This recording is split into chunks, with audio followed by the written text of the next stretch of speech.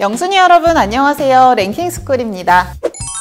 지난 시간에는 우리가 재난 상황에서 어떻게 대처해야 되는지 많은 이야기들을 나눠봤는데요. 저는 사실 재난 상황이라고 하면 전쟁이 가장 무섭고 또 그 피해도 가장 크다고 생각이 들어요. 그래서 오늘은 응급구조사 신은옥님을 모시고 우리가 전시 상황에서 어떻게 대처해야 되는지 이야기를 나눠보도록 할게요. 안녕하세요. 네, 안녕하세요. 저는 대학병원 응급실과 수술실에서 근무를 했었고 현재는 다소메듀에서 응급처치 강의를 진행하고 있는 신은옥 팀장입니다. 만나서 반갑습니다. 오늘은 신은옥 응급구조사님과 함께 이 전시 상황에서 살아남는 법 A부터 Z까지 한번 알아볼게요. 휴전국가인 우리나라에서 대비하는 법. 사실 우리나라는 종전국가가 아니라 휴전국가잖아요. 그래서 사실 준비해야 될 것들이 꽤 많다고 저는 들었어요. 뭐 예를 들면 대피하기 위해서 뭐 가방을 미리 싸놓는다던가 연락이 안 될 때 뭐 가족들이랑 어떻게 만날지 미리 뭐 약속을 정해둔다던가 이런 것들이 필요하다고 들었는데 실제로 좀 어떤 것들을 준비해야 될까요? 네, 이미 너무 잘 알고 계신 것 같은데요. 혹시 집에 재난 가방이라든지 아니면 전쟁이 일어났을 때 가방 싸두셨나요?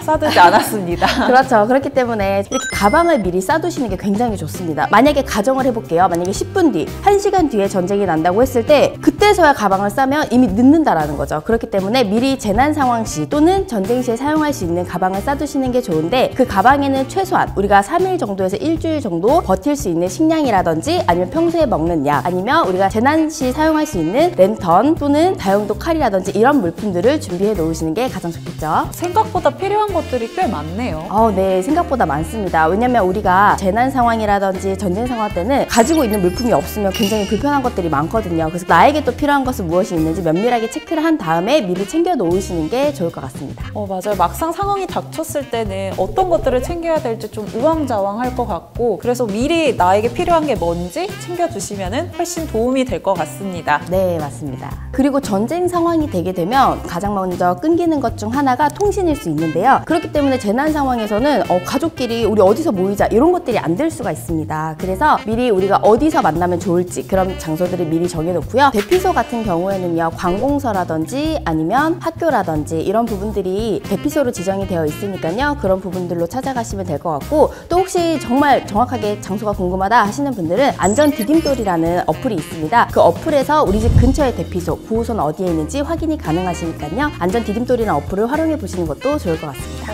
안전디딤돌 저는 사실 처음 들어봤거든요. 들으셨어요? 네. 영순이 여러분들도 처음 들어보셨다면 한번 들어가서 확인해 보시는 것도 굉장히 좋은 방법일 것 같습니다. 네. 공습경보가 울리자마자 해야 할 일. TV나 휴대폰에서 공습경보가 뜨면 바로 그 즉시 떠나야 될 것 같아요. 근데 이 외에도 좀 행동해야 될 것들이 있는지도 궁금하고요. 그리고 반려동물들을 굉장히 많이 키우시잖아요. 반려동물과는 어떻게 같이 대피를 해야 될지도 너무 궁금하거든요. 네, 맞습니다. 일단 공습경보가 울리게 되면 우리가 아까 싸둔 가방을 챙겨서 빠르게 대피소로 이동을 하셔야 되는데요. 이때 가져가셔야 될 것 중 하나가 내가 즐길 수 있는 것들. 예를 들어서 뭐 퍼즐이라든지 아니면 내가 그 여가 시간을 조금 보낼 수 있는 것들을 챙겨가시는 것을 정말 추천을 드립니다. 왜냐면 재난 상황이라고 해도 그리고 전쟁 상황이라고 해도 막상 구호소에 가면 정말 많은 무료함을 느끼세요. 그러면서 많은 힘들어 하시기도 하시고 오히려 PTSD와 같은 그런 정신적인 힘듦도 많이 겪으신다고 해요. 그래서 그 시간 동안 내가 좀 마음의 안정을 얻을 수 있고 그 시간을 잘 보낼 수 있는 그런 물건들을 하나 정도는 더 챙겨가시면 좋을 것 같고요. 그리고 반려동물에 대해서도 물어봐 주셨는데 우리 경주 지진 때도 실제로 많은 분들이 대피를 하는 과정에서 반려묘라든지 반려견들을 데려가려고 하셨어요. 근데 제공해주는 호텔이라든지 아니면 뭐 대피소에서는 예를 들어서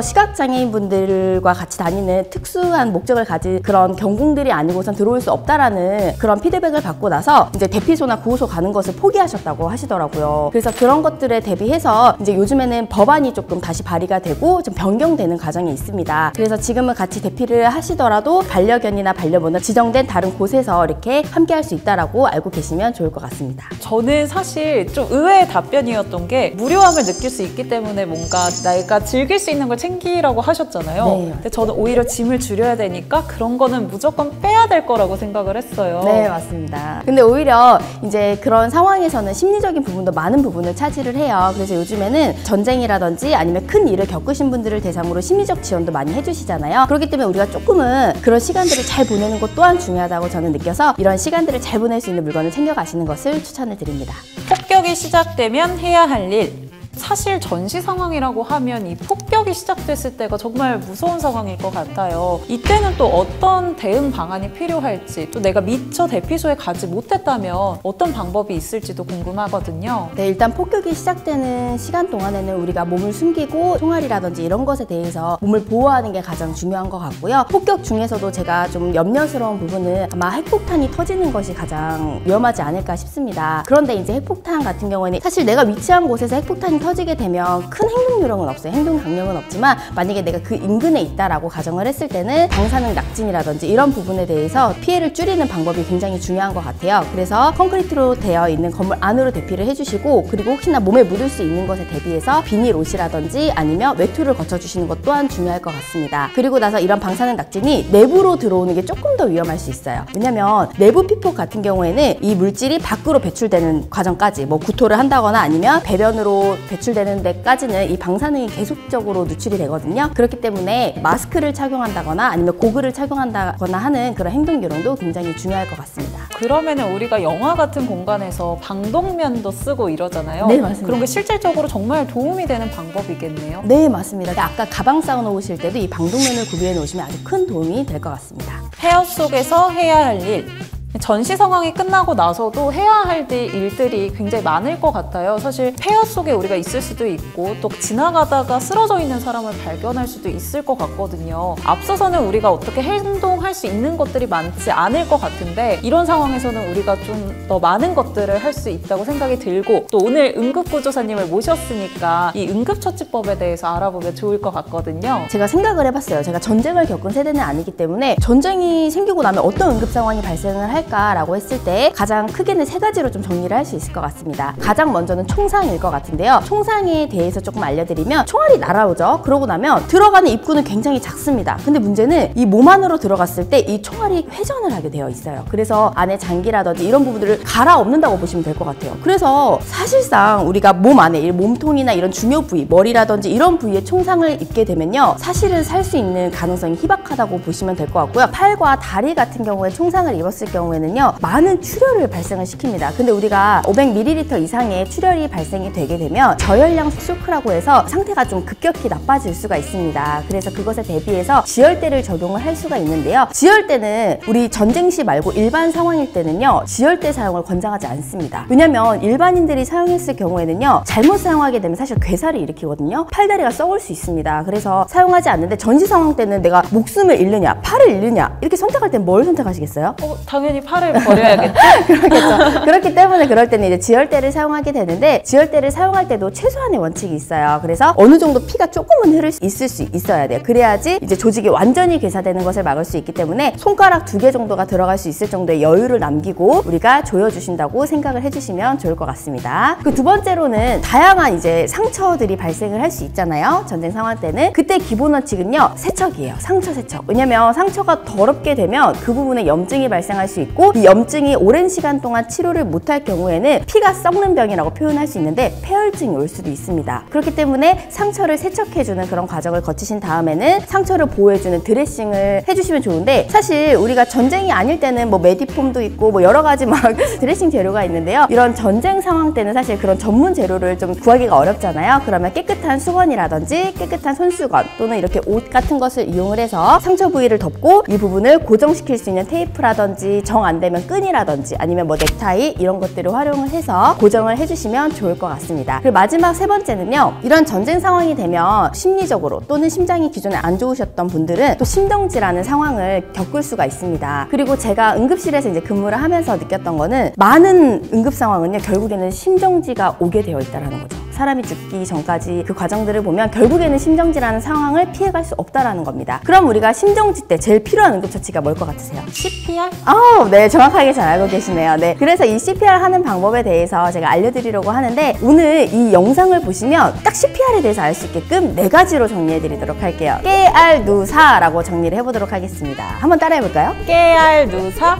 네, 아주 잘 따라하셨네요. 네, 이 깨알누사는요, 일단 깨우고입니다. 환자를 깨워봐야 이 사람 사람이 진짜 신경진지 아니면 그냥 너무 피곤하거나 아니면 그냥 너무 힘들어서 지쳐서 자고 있는 건지 구분해낼 수 있겠죠. 그래서 양쪽 어깨를 두드리면서 깨워보는 거예요. 그래서 양쪽 어깨를 두드리면서 괜찮으세요? 괜찮으세요? 저는 응급처치를 배운 땡땡땡입니다. 제가 도와드릴까요? 이런 식으로 깨워보시는 거예요. 그 다음에 R입니다. R은 알리고예요. 일단 우리가 전쟁 상황이긴 하지만 누군가에 알려서 도움을 요청해야 돼요. 왜냐면 사실 CPR 실습을 하게 되면요 1분만 해도 너무 힘들어요. 그만큼 엄청난 에너지가 이렇게 필요로 하는 응급처치이기 때문에 나 혼자 할 수 없습니다. 그래서 119에 요청을 한다거나 아니면 주변에 있는 자동심장 충격기 AED라고 표현을 하죠. 그 AED를 가져와 달라고 알리셔야 됩니다. 근데 전쟁 상황일 때는요 우리 가족뿐만 아니라 모르는 사람도 많아요. 그러면 사실 이름을 모를 수가 있습니다. 그럼 이럴 때는 특징을 얘기를 하는 거죠. 가죽 자켓 입으신 여성분 119에 신고해 주시고 자동심장 충격기 가져다 주세요. 이런 식으로 요청을 하는 거죠. 그리고 깨알 누죠.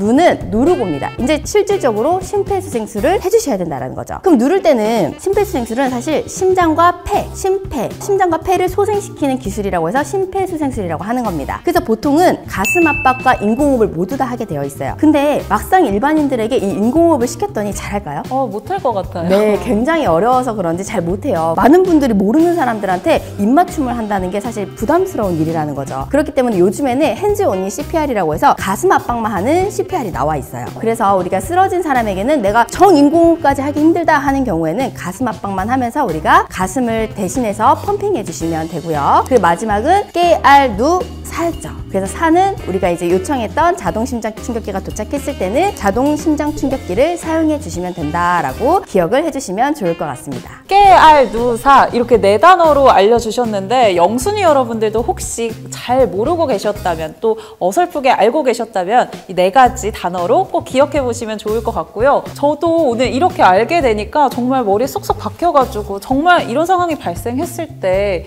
적용을 할 수 있을 것 같아요. 네, 정말 다행입니다. 네, 오늘은 응급구조사 신은옥님을 모시고 전시 전후로 우리가 어떤 것들을 대비해야 될지 이야기를 나눠봤는데요. 우리가 주변에서 또는 현실에서 정말 쓸 수 있는 게 이 CPR이 아닐까 싶어요. 그래서 굉장히 유익한 시간이었는데 우리 신은옥님은 어떠셨을까요? 이 영상을 통해서 함께 영순이 여러분들과 함께 할 수 있어서 좋았고 또 우리가 사실 종전 국가가 아니라 휴전 국가잖아요. 그렇기 때문에 이런 전시 상황 그리고 이런 응급 상황은 남 이야기가 아니라 사실 우리 가족 이야기가 될 수 있거든요. 그래서 오늘 영상을 보시고 꼭 깨알로 잘 좀 기억을 해주시고 또 다른 사람을 구할 수 있는 그런 관심, 사랑 이게 제일 중요한 것 같아요. 그런 마음들을 조금 더 담아가시는 시간이 되었으면 좋겠습니다. 저도 이 깨알 누사 꼭 기억해서 적용할 수 있는 그런 사람이 돼야 될 것 같네요. 지금까지 랭킹스쿨이었습니다. 감사합니다.